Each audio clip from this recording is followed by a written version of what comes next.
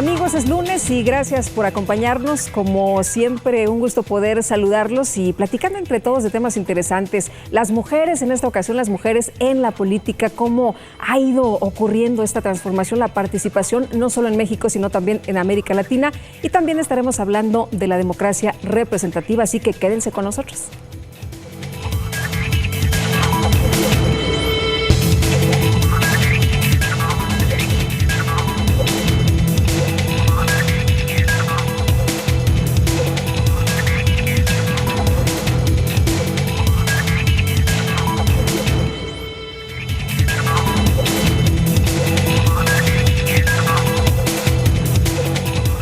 Para platicar del tema de las mujeres, de justamente la equidad de género, está con nosotros y le agradezco mucho que en esta ocasión así nos acompañe. Está Alma Patricia Sam Carvajal, ella es directora jurídico consultiva del Instituto Electoral del Estado de México. Bienvenida, muchas gracias. Muchas gracias, Lupita. Buenas noches y gracias por invitarme. Al contrario, y bueno, pues una charla interesante, sin duda, la que tendremos en unos momentos más. Le quiero presentar antes un fragmento de lo que tuvimos en el programa anterior.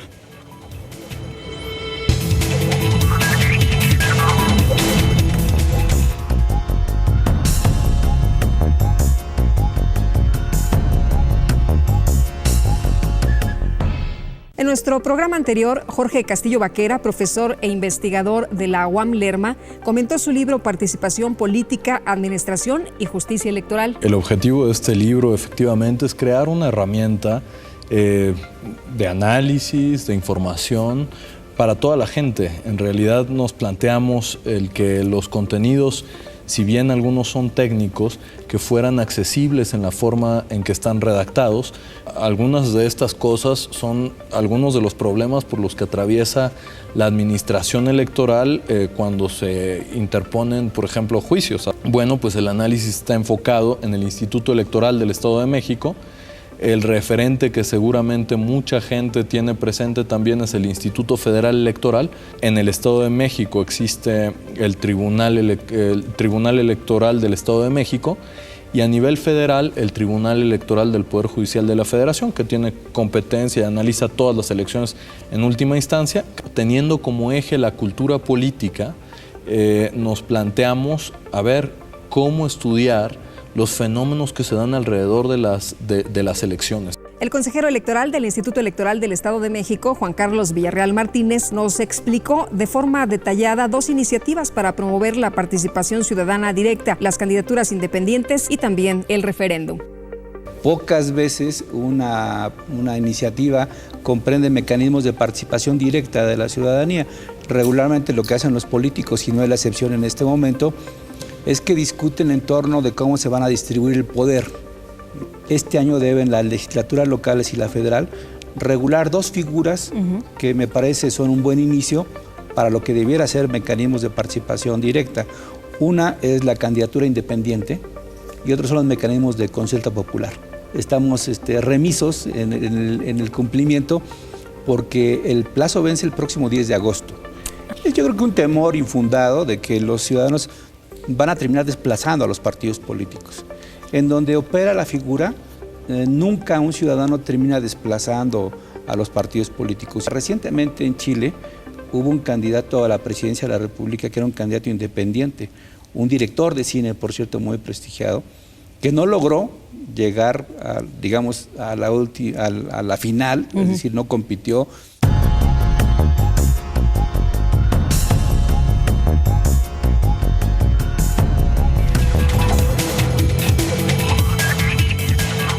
Ahí le mostramos un fragmento de nuestro programa anterior para que conozca también qué temas hemos estado tratando y para que le siga el hilo conductor a este programa, y recordando que la discusión es entre todos, por supuesto, pero también le tengo lo más importante de la semana.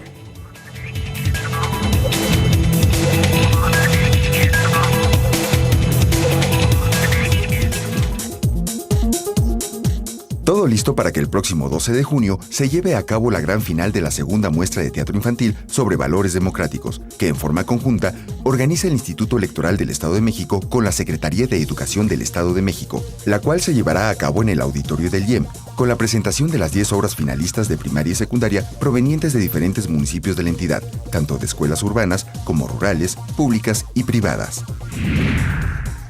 En sesión extraordinaria especial, el Consejo General del Instituto Electoral del Estado de México aprobó por unanimidad los términos y la suscripción del convenio de apoyo y colaboración por el cual otorgará en calidad de préstamo temporal y gratuito material electoral diverso al Instituto Estatal Electoral de Aguascalientes, con la finalidad de coadyuvar en las funciones que dicho órgano electoral tiene encomendadas en la organización del proceso electoral que actualmente se desarrolla en esa entidad y cuya jornada electoral se efectuará el próximo 7 de julio.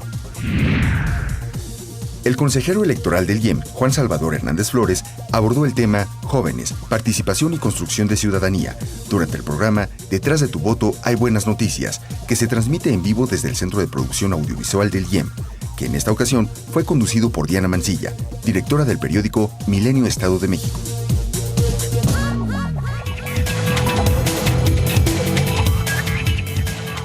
Bueno, y vamos a platicar de las mujeres en la política. Hay aspectos bien interesantes que desconocen muchos de nuestros amigos del auditorio y que me parece debemos entender cuando hablamos de equidad de género.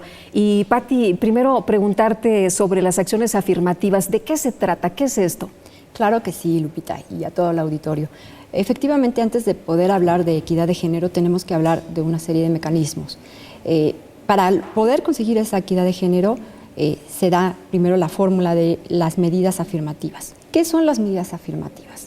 Bueno, son los mecanismos implementados por el Estado que, en virtud de una discriminación por razón de género, en este caso, de etnia, de preferencia sexual o de alguna discapacidad, pues se han venido viviendo a lo largo de la historia. Y es una forma en que el Estado compensa esa discriminación para llegar a una igualdad de oportunidades. Esas son las medidas afirmativas. Pati, ¿cómo nace? Porque yo recuerdo que hace poco tiempo en México empezamos a hablar de equidad de género, empezamos a hablar de una mayor participación política, el tema de las Juanitas, pero ¿cómo empieza? ¿Cómo se origina este asunto de las medidas afirmativas y de la equidad de género?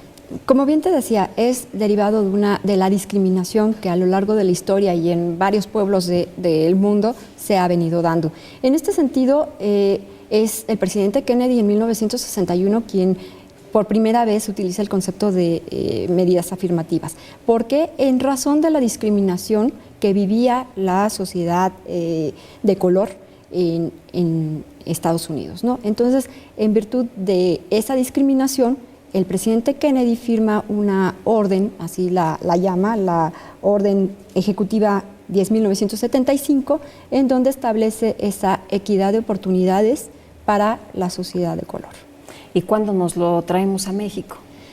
Bueno, en México, antes de hablar de cuándo nos traemos esas medidas afirmativas a México, en razón de lo que estamos platicando, de las medidas afirmativas en lo que es la equidad de género, pues primero te puedo decir que en América Latina el primer país que utiliza las medidas afirmativas, llamadas ley de cupos o ley de cuotas, como la conocemos en México, fue Argentina en 1991, en donde establece en su marco normativo la ley de cuotas. Y ¿en qué consiste la ley de cuotas? Te explico rápidamente. La ley de cuotas es un mecanismo normativo que el Estado utiliza para, a través de la ley, establecer un porcentaje mínimo para que los partidos políticos establezcan en sus listas de candidatos un mínimo para que la mujer pueda tener mayor participación y acceso a lo que es el poder público, ¿no? A través de estos cargos de elección popular. A eso se refiere como mecanismo. Y bueno, se da en 1991 en Argentina y posteriormente en México lo traemos en 1993, en la reforma a la ley, pero no es en una forma obligatoria. Es hasta 1996 donde se establece un 30%, el porcentaje 30% de obligatorio para los partidos políticos de que las mujeres estén incluidas dentro del listado de candidatos, ¿no? Muy bien. Vamos a seguir platicando, por supuesto, del tema, pero antes hacemos una pausa y regresamos. Así que la invitación es para que siga con nosotros aquí Entre Todos.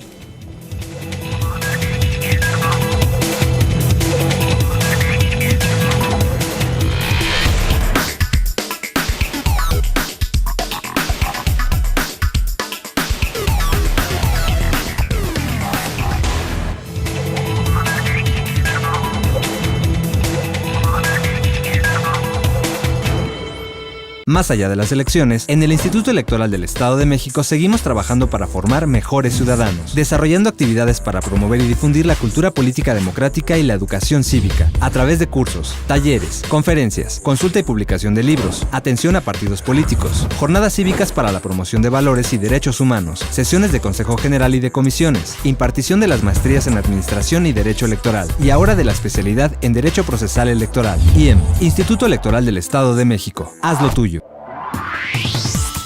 Detrás de tu voto hay buenas noticias. Un programa del Instituto Electoral del Estado de México.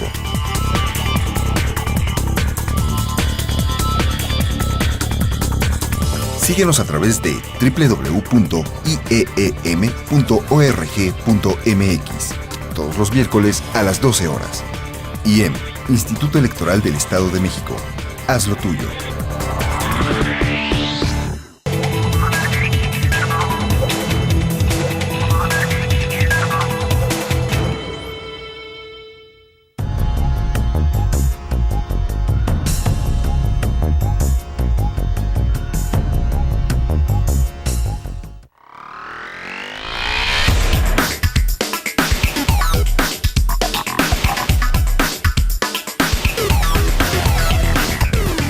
Se supone que todos somos iguales, tanto hombre como mujer, no por ser hombres o ser, en caso las mujeres, son uno más y uno menos. Todos somos iguales, tenemos la misma oportunidad de opinar y también para votar. Sí, porque tanto el hombre es ciudadano como la mujer, ¿no? Y tanto ellos son productivos como también nosotros. Naturalmente, la mujer debe de contar con todos los derechos de poder desarrollar sus aptitudes, habilidades y nosotros respetar esa decisión.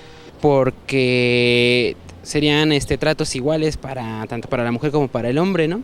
Muchísimo, desafortunadamente no se lleva a cabo al 100%, tenemos bastante discriminación todavía. Sí, porque de ello depende también el respeto para las demás personas, ¿no? Si no hay esa equidad de género, pues se empieza a ver a las personas de manera diferente. La mayoría de la ciudadanía tenemos tal vez pensado que la equidad de género se refiere a lo que es el género femenino. Hoy día inclusive ya no nomás es una situación de género femenino masculino, inclusive hay que darle respeto inclusive a las gentes que tienen de alguna otra forma otra orientación sexual.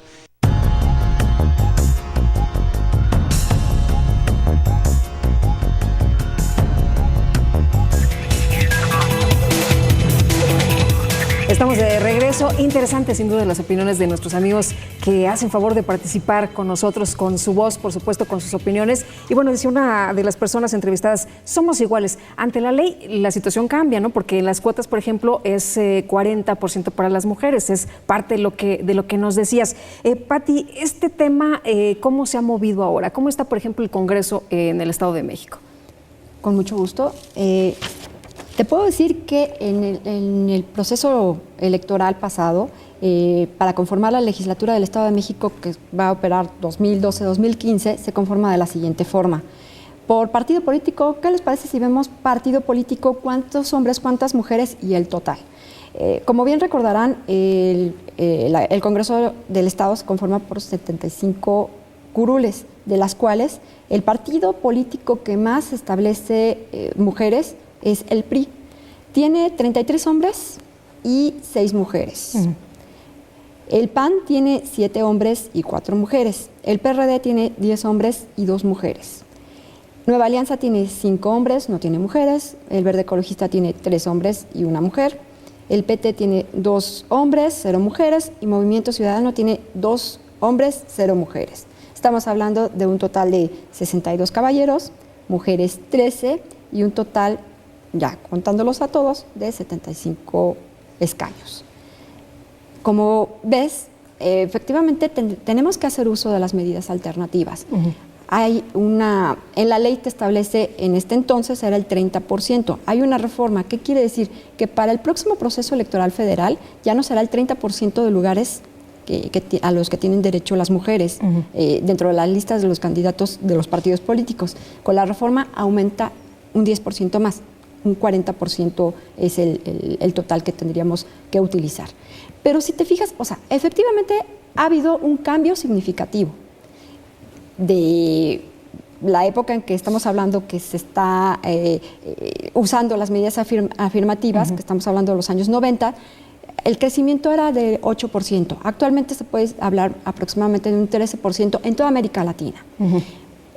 Bueno, es un avance, ¿no? Volvemos a lo mismo. Es un avance significativo, pero ya cuando lo vemos en la práctica... Sí, bueno, la práctica se diluye, ¿no? Sí. La verdad sí es un avance significativo, pero ya viéndolo en números, en práctica, efectivamente nos hace falta. Recuerdo que cuando salió el tema de la cuota y este asunto de las Juanitas, los argumentos eran, bueno, pues es que en nuestros partidos no hay mujeres que se lancen para estos puestos de elección popular. Las mujeres levantaron la mano y dijeron, señores, aquí estamos, lo que no hay son espacios. Y bueno, sale el famoso tema de las Juanitas, que era como una trampa para que al final las mujeres renunciaran y quedaran los hombres en los puestos. Pero ahí es un ejercicio... fue muy drástico el ejercicio, pero hablamos de lo que es el error y el acierto, ¿no?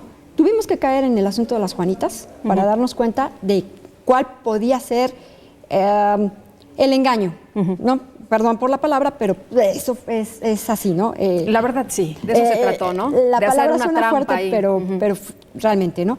Pero ahora con la reforma a la ley, si tu partido político propones a una mujer como candidata a propietario, el suplente tiene que ser mujer. Con eso, de alguna forma, cubres el que ya no vuelva a suceder lo del asunto de las Juanitas. Porque finalmente, pues, si las mujeres llegaron fue por capacidad, nuevamente lo mencionamos, ¿no? La igualdad de oportunidades debe ser oportunidades por capacidad, no solo porque seas mujer o seas hombre. Hablamos de la capacidad. Y la capacidad no tiene que ver con el género, tiene que ver con si estás o no estás capacitado, si estás o no estás preparado para ejercer y desempeñarte pues en ese tipo de cargos, ¿no? Pati, ¿estas medidas sirven para educar a la ciudadanía? Claro, bueno, estas medidas de alguna forma sirven para ir educando a la sociedad en cuestión de igualdad de género, pero también para ir concientizando a la sociedad de que la sociedad es igualitaria, de que la sociedad es inclusiva, ¿no? Es incluyente de esos... Hablamos de género, pero al principio hablábamos de diferencias por raza, por etnia, por discapacidad, por incluso preferencia sexual, ¿no? Entonces, debemos de ser una sociedad más incluyente. Oye, con estas medidas sí se ve realmente una mayor participación. Ya nos decías en números en el Estado de México, pero ¿cómo se ven las cosas a nivel macro en América Latina, en México ya a nivel general? Esa es una pregunta realmente muy buena. Mira, te lo pongo como un ejemplo inverso. ¿Sabes que la mayor parte, más de la mitad del electorado, no solo en México, sino en América Latina, somos mujeres? Y todavía más allá, más de un tercio de las bases militantes en los partidos políticos son mujeres. Entonces, derivado de ello, de que no es por algo especial, sino es algo universal, debemos de participar activamente en la política de nuestros países. Entonces yo creo que en este sentido el que la mujer participe más activamente en la política es un avance tanto en la transición democrática que estamos viviendo como en... hay que recordar que estos índices de participación ciudadana por parte de la mujer pues elevan en mucho la calidad de la democracia, ¿no? Entonces yo creo que van de la mano lo que es la calidad de la democracia con la participación de la mujer, van muy de la mano para una transición o un proceso de democratización importante en nuestro país. ¿A qué debemos aspirar? ¿A que no haya cuotas de género? Ese es el ideal, que no haya cuotas de género. Finalmente vivimos en una sociedad donde compartimos hombre y mujer día con día. Entonces el ideal sería que no se tenga que establecer una medida, obviamente por las circunstancias de machismo, de discriminación institucional, porque las propias instituciones muchas veces son las que propician esta discriminación de género, en virtud de ello es que se tiene que generar una acción afirmativa. Pero una vez que la sociedad, como bien decíamos, se eduque al respecto, ya no va a ser necesario, ¿no? Que porque seas mujer tengas derecho a un lugar, no solo en la política, sino en la vida activa laboral de la mujer. Yo creo que pues el ideal, la sociedad ideal sería que sin necesidad de un mecanismo pues podamos participar hombres y mujeres por capacidad, que ya no se nos discrimine por ser mujeres, sino que precisamente por esa igualdad de oportunidades, hombres y mujeres podamos compaginar. Oye, que se llegue a esta premisa, como decía una persona de nuestro auditorio, ¿no? Que seamos realmente iguales. Así es.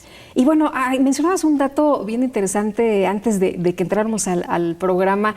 Mencionabas sobre la educación, sobre la cultura en la sociedad. Y una de estas cosas que llama mucho la atención es que las mujeres, los hombres en la política son muy exitosos, ¿no? Siempre avanzan y tienen a su esposa y su familia y todo esto. ¿Qué pasa con las mujeres? No es la generalidad, pero sí te puedo decir, lo decíamos un poco en broma fuera del aire, ¿no? Una mujer exitosa siempre será una mujer sola, desafortunadamente, ¿no? Pero no es la generalidad. Claro. Tú eres una mujer muy exitosa y bueno, gracias. Vives con tu pareja, ¿no? Entonces... Pero para la mujer la política también, me refiero, es un tema un poco más difícil, ¿no? Es el tema de que a lo mejor la mujer entra a la política y a lo mejor ya tiene que enfrentar otra situación. Lo que pasa es que los roles que tenemos las mujeres son en mayor medida que la de los hombres, ¿no? Las mujeres somos amas de casa, mamás, esposas en muchos de los casos, profesionistas. Entonces, compaginar un rol con otro a veces resulta difícil, más no imposible. Las mujeres siempre nos damos tiempo para todas esas actividades, pero fundamentalmente sí son unas variables que pueden complicar. Si en verdad la mujer quiere participar en la política, con todos esos roles que tiene que hacer frente, si en verdad las instituciones las excluyen, si en verdad los partidos políticos excluyen a las mujeres para que no puedan participar activamente en la vida política, ¿no? Son varios factores de estudio. Pero ¿no? En realidad sí hemos tenido un balance, ¿es positivo el avance que hemos tenido? Como te decía, el avance antes de la ley de cuotas era de un 8%. Una vez con la ley de cuotas avanzamos un 13%, pero ya lo vimos en números, ¿no? En números es significativo, pero todavía nos falta mucho. Oye, en el Instituto Electoral del Estado de México, ¿cómo está la participación de la mujer? Ese es buen tema. Tengo por aquí, disculpen que lo lea, pero no son números que tenga, por ejemplo, bueno, el ejemplo del Instituto Electoral del Estado de México es, yo creo, que a lo que deberíamos de llegar a equidad de género, ¿no? El instituto, cuando tiene que integrar sus órganos desconcentrados, saca una convocatoria pública, general, y atiende esa convocatoria cualquier ciudadano, hombre, mujer. Una vez que llegan, se escogen a los mejor preparados, hombres o mujeres, pero a los mejor preparados. En este último proceso electoral tuvimos que, para los órganos desconcentrados, tuvimos 249 hombres y 151 mujeres.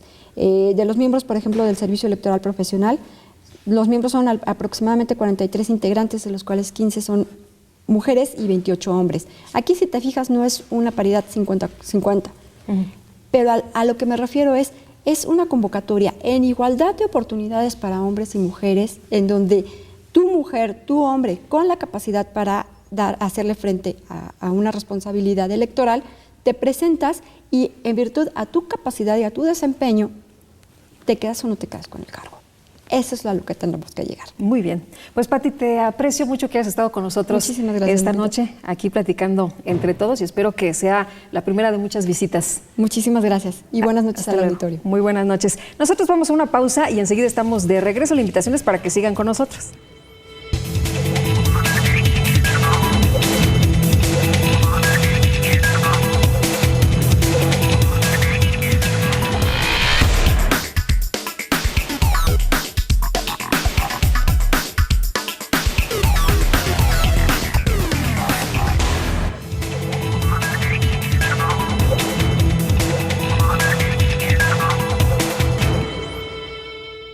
Más allá de las elecciones, en el Instituto Electoral del Estado de México seguimos trabajando para formar mejores ciudadanos, desarrollando actividades para promover y difundir la cultura política democrática y la educación cívica, a través de cursos, talleres, conferencias, consulta y publicación de libros, atención a partidos políticos, jornadas cívicas para la promoción de valores y derechos humanos, sesiones de Consejo General y de comisiones, impartición de las maestrías en Administración y Derecho Electoral, y ahora de la especialidad en Derecho Procesal Electoral. IEM, Instituto Electoral del Estado de México. Haz lo tuyo. Detrás de tu voto hay buenas noticias. Un programa del Instituto Electoral del Estado de México.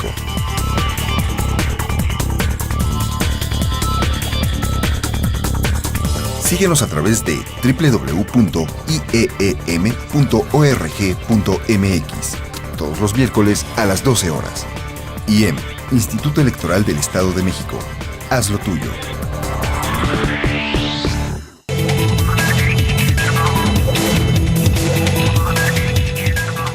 Continuamos, qué bueno que sigue con nosotros aquí entre todos y tengo el gusto de saludar esta noche al doctor Héctor Díaz Santana. Él es profesor de la maestría en Administración Electoral del Instituto Electoral del Estado de México. ¿Qué tal? ¿Cómo estás? Bienvenido. Lupita, muy bien, buenas noches. Muy buenas noches. Además, estaremos hablando de un tema realmente interesante. Escuchamos mucho por todas partes de la democracia representativa, pero primero me gustaría preguntarte, ¿qué significa? ¿Qué debemos entender por este tipo de concepto? El concepto es muy sencillo y yo creo que muchas veces tenemos que reflexionar sobre él. La democracia representativa implica tener mecanismos, sistemas para que los ciudadanos puedan nombrar a sus representantes. Eso que en esencia se escucha, digamos, demasiado, superficial en un primer momento, es muy complejo. ¿Por qué? Porque es un suceso, es un evento, es que implica la vida política de vivir en sociedad. Nosotros, como ciudadanos, tenemos que elegir a gobernantes y estos gobernantes tienen que, organizar el gobierno, pero bajo premisas y bajo condiciones particulares. ¿Cuál es el objetivo central de la democracia? Es generar el bien común, pero el bien común viviendo en sociedad. Somos sociedades complejas, somos sociedades plurales, somos sociedades en que en un momento dado todos tenemos necesidades y tenemos percepciones y sensaciones diferentes. Entonces, en un ambiente de pluralidad, en un ambiente, de percepción diferente de las cosas de la vida y de los proyectos de vida, eso es muy complejo y es muy difícil. ¿Por qué? Porque tú necesitas generar cierto tipo de condiciones comunes para vivir en armonía. Pero siempre están demandando, siempre están queriendo otras cosas. Y eso nosotros lo hemos visto. Por ejemplo, en el año 73 hizo un estudio de las condiciones políticas y sociales del mundo, lo que le llamaron la Comisión Trilateral. Decía, ¿cuál es la agenda pública para los próximos años? ¿Y a qué conclusión llegaron? Bueno, la agenda era muy diversa, pero ellos ya creían que la democracia ya no daba más. No es cierto, la democracia es un proceso de constante construcción, es un proceso evolutivo, es un proceso que como la sociedad tiene que estar cambiando. ¿Y a qué conclusión llegaron? Es que estamos generando demasiadas expectativas a la democracia y la estamos sobrecargando de demandas. Y que cuando una sociedad estaba sobrecargada de demandas, lo que generaba el término de ingobernabilidad. O sea, no los podías gobernar por el hecho de que la sociedad no estaba a gusto, no estaba contenta. La vara estaba cada vez más alta, ¿no? La vara cada día está más alta y la vara cada día es más compleja. La vara de hace un siglo teníamos sociedades muy homogéneas, sociedades en las cuales había lo urbano, lo rural, lo indígena, lo mestizo, había 3 tipos de sociedades socioeconómicamente hablando, y ahora no, ahora hay más. Tenemos que pensar en más. O sea, la política pública es para niños, para adolescentes, para adultos mayores, para mujeres, para personas con condición sexual diferente. O también tenemos que respetar los nuevos paradigmas en los cuales estamos sentados en el mundo. O sea, ahora ya tenemos mucha información, ahora queremos replicar costumbres de otros países, aunque en un momento dado no sabemos si funcionan o no, pero las queremos replicar. O sea, hay modelos de vida estigmatizados que se tienen que acoplar a la vida cotidiana. ¿Dirías tú que el modelo que tenemos nosotros de esta democracia representativa es el mejor? Porque hay quien dice, es que es lo mejor que tenemos, no podemos tener algo, como a lo mejor alguna otra sociedad, si no sabemos aprovechar esto que, como tú mencionabas, está inacabado y que está evolucionando. Nosotros tenemos procesos normativos, yo creo que muy bien definidos. Tenemos una buena constitución, tenemos buenas leyes, tenemos buenas instituciones, digamos, electorales, y bueno, utilizando este último concepto de elecciones. Sin embargo, en muchos procesos electorales a nivel nacional o a nivel estatal hay un alto nivel de conflictividad. Y eso lo vemos. El Tribunal Electoral en menos de 3 años conoció de 26,000 asuntos. Es un mundo de gente. Yo cuando sacaba agentes, no hay 26,000 candidatos a nivel federal, pero bueno, si cuentan los estados más las elecciones internas, entonces nos la llevamos casi peleando electoralmente hablando. Entonces, ¿qué quiere decir? Tenemos un sistema, un modelo. Las instituciones electorales son ejemplo a nivel internacional y dan apoyo técnico a otros países, pero por el otro lado la ciudadanía no está contenta con las elecciones. No está contenta con los actores políticos. La encuesta de opinión pública que hace Gobernación sobre práctica ciudadana y cultura cívica dice que hay digamos, los políticos, los diputados o los funcionarios públicos casi en todos sus niveles tienen un nivel de confianza muy bajo. Por otra parte, aunque están hechas las condiciones de la competencia política, hay una gran fragilidad. ¿Por qué? Porque aunque existen condiciones, muchas veces no se respetan y, como dice Robert Dahl, un Estado se puede considerar democrático cuando después de las elecciones no pasa nada. Es decir, el que ganó se pone a hacer sus proyecciones de gobierno, el que perdió, digamos, su proceso es pensar en cómo ganar la próxima elección, pero todos van juntos en un ente de institucionalidad. ¿Aquí qué pasa? Una elección nunca termina, siempre es un proceso inacabado. Porque nadie la reconoce, ¿no? Porque no la reconoce. En otros países me parece que está más maduro este tema en cuanto a política. Cada quien que pierde dice, bueno, yo reconozco que acabo de perder y bueno, así es. Felicito a mi contrincante, ¿no? Así es, eso es un término de madurez política. Y muchas veces no la tenemos, como también existen algunos actores políticos que saben que perdieron la elección, pero recurren a los tribunales electorales para tener una segunda posibilidad anulando una elección. Y yo creo que eso éticamente no es, digamos, no es lo que la ciudadanía quiere. Entonces, en este nuevo esquema es complicada la democracia representativa. Aunque es un proceso de una fácil definición, es un proceso de difícil control y de difícil cumplimiento de expectativas. En el bloque pasado lo decían, bueno, la mujer, ahora tenemos acciones de carácter afirmativas, un 30%, ahora le subimos un 40%. El voto de la mujer en México tiene 60 años y en el mundo tiene más de 100. Claro. La primera vez que se presentó. Entonces, ¿qué está pasando? ¿Por qué si existen normas, las normas no están resolviendo los problemas que demanda la ciudadanía? Y ahora, si las mujeres ya tienen su espacio, posteriormente vamos a tener los jóvenes un espacio, van a querer una cuota afirmativa, o las personas, los gays, las lesbianas van a decir, oh, yo también. Pero de alguna manera esto se ha ido incluyendo, ¿no? Se ha ido incluyendo. El problema que yo le veo es que aunque tú incluyas, es lo que pasaba con las expectativas, tú incluyes una serie de expectativas normativas, el problema es cómo se cumplen. Y para cumplirlos hay que tener, digamos, un referente de pensar en el Estado, de decir que mi pensar, mi actuar y mi desarrollo va dentro de un plano ético, un plano moral y un plano institucional. Aquí, como tú decías, ¿qué nos gustaría en los procesos electorales en México? Que no fueran tan complicados, que si hay un tope de gastos de campaña que se respete, que si hay unas normas en las cuales tienes que conducirte en la forma de comunicar tus propuestas, respetando al adversario, lo tienes que hacer, y que si la ley te prohíbe comprar, coaccionar el voto, no lo tienes que hacer.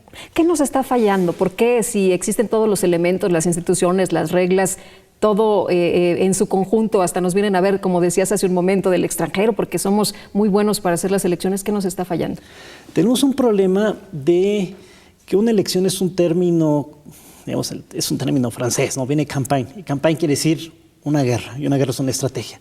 Entonces, yo creo que ese término que se inventó hace algunos siglos en Francia, lo siguen viendo bajo su concepción literal. Pues una elección es una guerra. Sí puede ser. Aquí en México sí. Bueno, sí puede ser. La lucha es a muerte, ¿no? Un efecto sucesivo de estrategias. Pero la lucha a muerte no tiene que ser. Claro. Porque uno de los temas de una democracia real es el respeto al otro. Y yo creo que eso es lo que muchas veces nos está faltando, como algunas cosas más, de pensar en el futuro. Si convertimos las elecciones como una lucha libre que vemos cotidianamente, algún día alguien va a pegar un mal golpe y se van a lastimar todos. Y eso es a lo que no queremos llegar. Claro, sí, porque tanto que nos ha costado construir lo que tenemos, pues sería muy difícil enfrentar una situación de estas, ¿no? Que ni las leyes ni los institutos contengan una situación que se pudiera presentar en el futuro de que no haya respeto. Y tenemos que debatir este tema a fondo. Yo te pongo el ejemplo del año 2006. En el año 2006 preguntaban a las personas en encuestas abiertas cuántos pensaban que hubo anomalías, que hubo fraude, o que hubo en un momento dado, instrumentos o mecanismos que violaran de manera tajante la ley. Un 30% de la población, 1 de cada 3 mexicanos decía que sí hubo un fraude. Pero cuando tú les preguntabas, ¿usted vio una conducta fraudulenta? Te decían que no. Entonces, ¿cómo la sensación de actores políticos que van construyendo la escena del complot tiene sus efectos positivos? Y esto también tiene que ver en qué tipo de sociedades vivimos. Yo te pongo, digamos, el ejemplo de Inglaterra. Hace muchos años, hace 25, 30 años, el resultado electoral lo daban por encuesta de salida. Y hubo una elección, la primera elección que ganó Margaret Thatcher, dieron el triunfo a su opositor. Y a los 2 días que contaron bien, dijeron, no, ganó Thatcher. Y no pasó nada. ¿Y no pasó nada? No pasó nada. O sea, perfectamente vivieron en sociedad y vivieron en gobierno. No, bueno, no me puedo imaginar ese escenario en nuestro país. Ojalá que llegáramos a esto, ¿no? Ojalá que algún día pudiéramos experimentar esta situación en la que no se argumente que hubo fraude y que efectivamente se nos muestre la transparencia de todo ello. Yo creo que uno de los grandes problemas que tenemos en México, Daniel Cosío Villegas lo decía, en el régimen hegemónico, el régimen priista, había códigos, había lenguajes. O sea, ahora a lo mejor los que tienen más años sabían o vivieron en un régimen, digamos, de partido único, donde tuvo su época dorada. O sea, hubo la construcción de las instituciones, la educación gratuita, la salud para todos, las prestaciones sociales. Bueno, el régimen llegó a su decadencia. Pero en esa época, en la época de esplendor, se construyó un lenguaje, se construyó un código, se construyó lo que se podía hacer y lo que no se podía hacer. Ahora, después de la transición democrática, no hemos construido esas nuevas reglas de la interacción política. Eso es lo que nos está faltando. O sea, señores, ¿sobre qué bases vamos a discutir? Y sobre todo, aparte de discutir, ¿sobre qué bases vamos a respetar? Y eso es una tarea muy complicada, muy compleja, porque estamos viendo una elección de o gano todo o pierdo todo. Y la transición española te lo decía, la transición española, los actores políticos que se pusieron de acuerdo, los dos perdieron, se dieron muchos espacios. En las siguientes elecciones, Adolfo Suárez perdió y Carrillo, que era el líder de la izquierda, casi fue excomulgado de su partido, pero ganó el país, ganó España. Y eso es lo importante, que estar pensando. Eso es lo importante. En eso tenemos que estar pensando. Y bueno, si nos permites, vamos a ver este segmento que nos gusta mucho, esta participación que se llama En Contexto, y es para hablar precisamente de las publicaciones del Instituto, así que vamos para allá.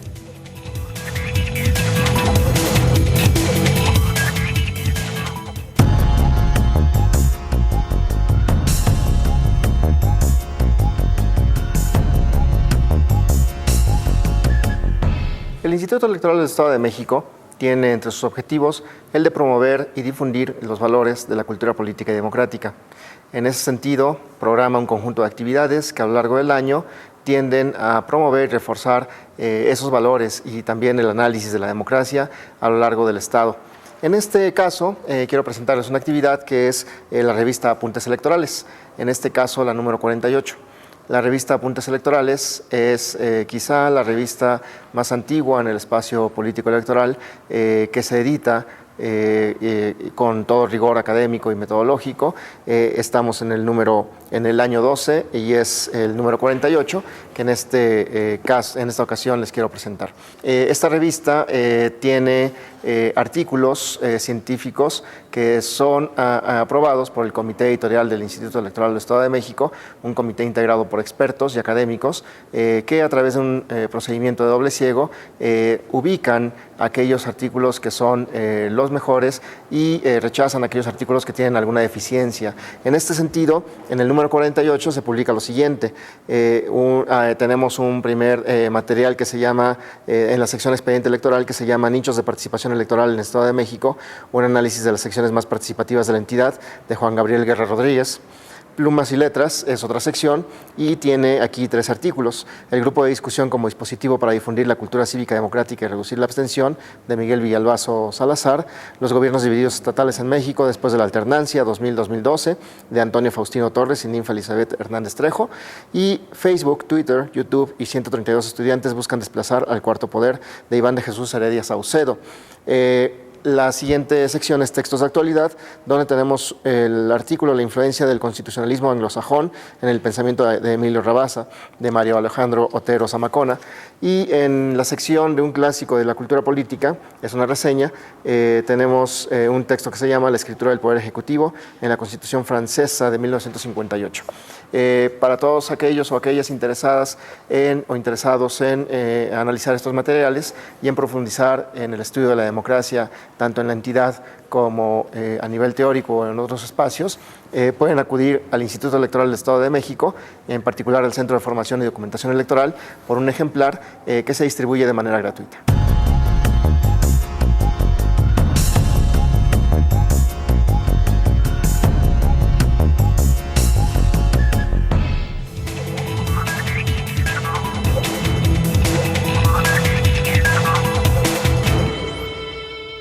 Más allá de las elecciones, en el Instituto Electoral del Estado de México seguimos trabajando para formar mejores ciudadanos, desarrollando actividades para promover y difundir la cultura política democrática y la educación cívica, a través de cursos, talleres, conferencias, consulta y publicación de libros, atención a partidos políticos, jornadas cívicas para la promoción de valores y derechos humanos, sesiones de Consejo General y de comisiones, impartición de las maestrías en Administración y Derecho Electoral, y ahora de la especialidad en Derecho Procesal Electoral. IEM, Instituto Electoral del Estado de México. Haz lo tuyo. Detrás de tu voto hay buenas noticias. Un programa del Instituto Electoral del Estado de México.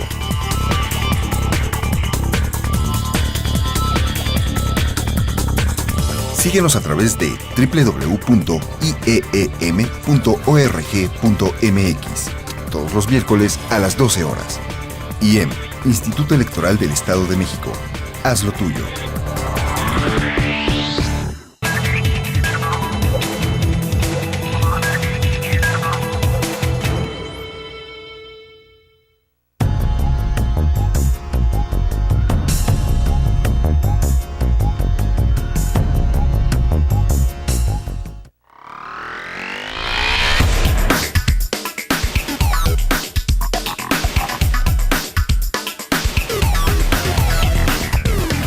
Yo pienso que cada persona moral en este país debe de tener ética, ¿no?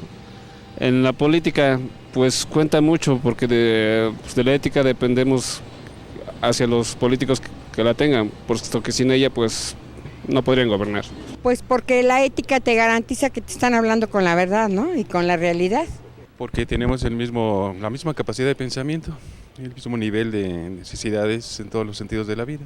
Porque pues debemos de ser honestos, justos, para pues llevar a cabo lo que es la ética, ¿no? Para que podamos progresar y eso, y que también vean el pueblo como es, y para que ya no haya tantos delincuentes, porque hay consecuencias de que se esconden a través de los que son inocentes y eso. Porque yo creo que la ética es la que nos lleva, pues la que rige a uno como ser humano, como persona. Entonces dentro de esto pues también tiene que aplicarse.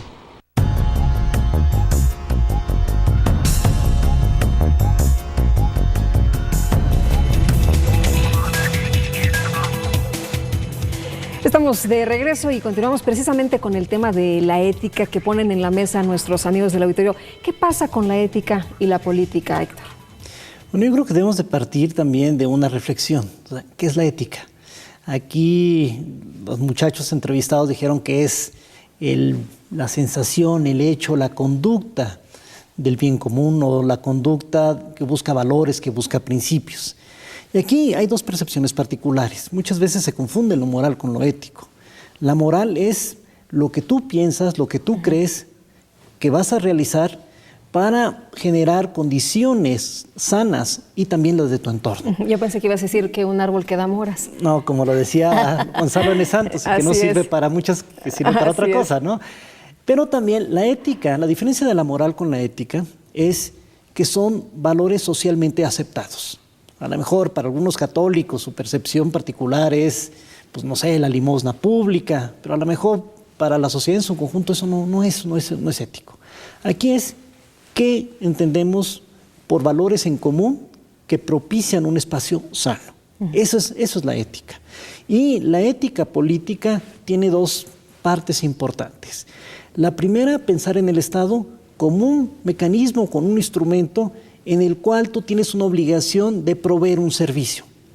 Y lo comentamos hace rato, los alemanes cuando hablan de la razón del Estado dicen que los gobernantes tienen que desarrollarse como si fueran buenos padres de familia. O sea, el padre de familia es proveer a los hijos de lo necesario y generar esquemas de buena conducta para que estas personas en un futuro puedan ser hombres de bien.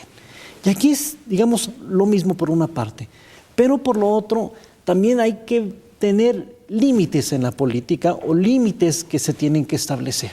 ¿Quién impone esos límites? ¿La sociedad? ¿Nosotros como ciudadanos? ¿O los mismos políticos se ponen estos límites éticos? Porque pareciera que en muchas ocasiones algunos políticos no actúan, pero ni con la más mínima ética. Yo creo que los límites éticos los ponen los mismos políticos y los ponen los mismos ciudadanos. ¿Por qué? Por ejemplo, en Europa, un escándalo sexual de un diputado, un senador, un presidente municipal, automáticamente él, por su propia iniciativa, renuncia. Aquí no hemos visto eso. Pero por otra parte, también la sociedad dice qué es lo que le gusta y qué es lo que no le gusta.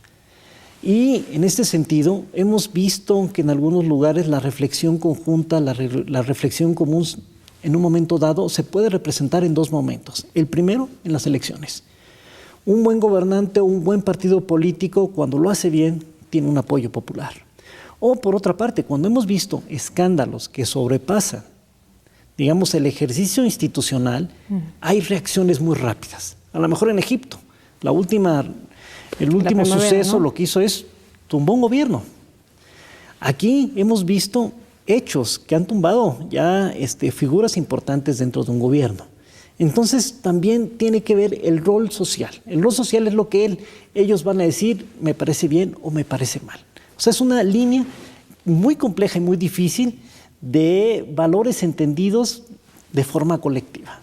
Y pareciera que se está retomando el tema de la ética. Acabo de estar en una reunión en Monterrey con el Tribunal Electoral del Poder Judicial de la Federación y hablan precisamente de que a pesar de que es un tema que debería de actuarse de esta forma en la parte de los jueces, por ejemplo, se está retomando, incluso se ha lanzado un código de ética. ¿Debería hacerse lo mismo con los políticos?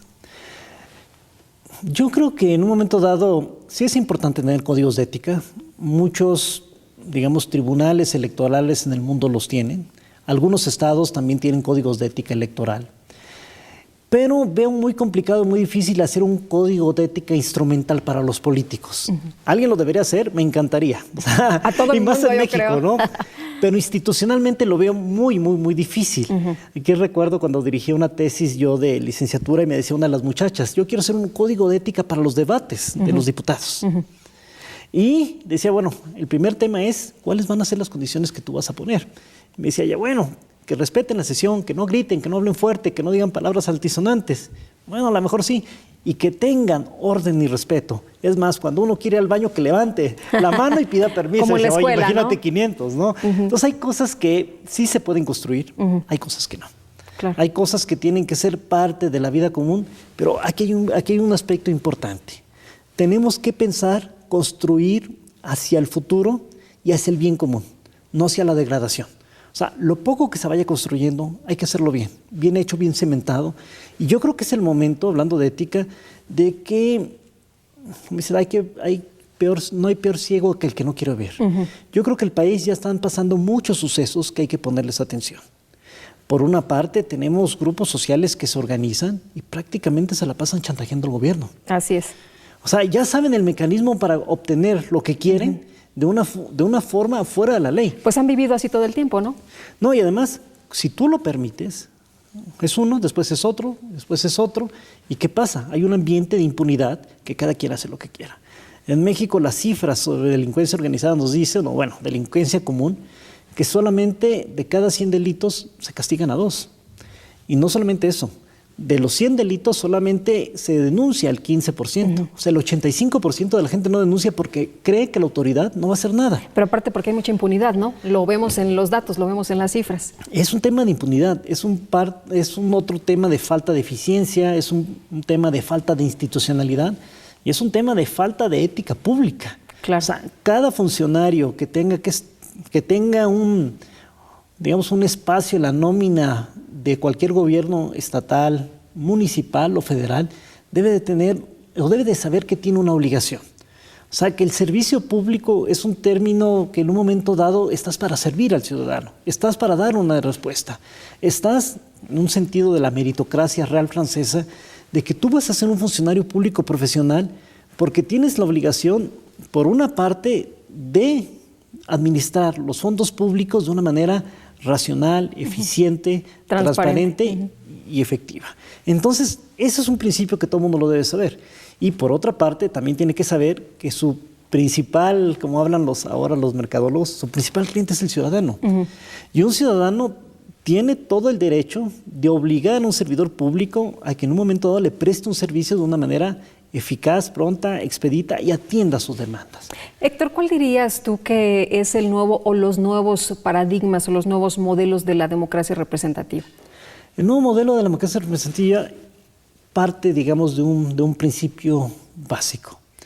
¿Cómo instrumentar reglas de ejercicio público que den respuesta a las demandas ciudadanas, bajo condiciones, digamos, bien definidas, en donde ciudadano, gobierno, sepan en qué rol vive cada quien? Un tema de la democracia representativa es también cumplir con las expectativas sociales y respetar las necesidades sociales, tanto de acciones básicas gubernamentales como de gobernantes. O sea, la sociedad dice que quiere tener un gobernante o un partido político y votan por él, lo natural y lo lógico es que ese proceso de consulta pública en un momento dado se cumpla. Y ahorita vamos hacia allá, o sea, vamos incorporando nuevos sistemas de democracia representativa, como puede ser el plebiscito, el referéndum, la iniciativa popular, que es, o sea, la iniciativa popular es todo un tema, es darle un espacio a la sociedad para que ellos mismos manifiesten con un número de firmas mínimo, digamos, una ley específica que se tiene que ser discutida y que se tiene que aprobar o no en un proceso definido. Pero son figuras que aparte ya se impulsaron, ¿no? Que ya están ahí. Están ahí. Ahora lo importante es hacerlas valer. O sea, de nada nos sirve tener buenas leyes, buenos sistemas, buenas figuras, buenos instrumentos si en la práctica no se llevan a cabo. Y en eso tenemos que estar muy, muy, muy conscientes. Por ejemplo, el último eslabón de la transición democrática fue la transparencia y la rendición de cuentas. Muchas veces cuando pides tú alguna información pública, te dan algunas cosas que no entiendes y no comprendes, pero te hablan sobre esa lógica, porque no tienen, digamos, la conciencia pública que tienen que informar como tú se lo pediste para valorar si el funcionario público está cumpliendo su expectativa de gobierno.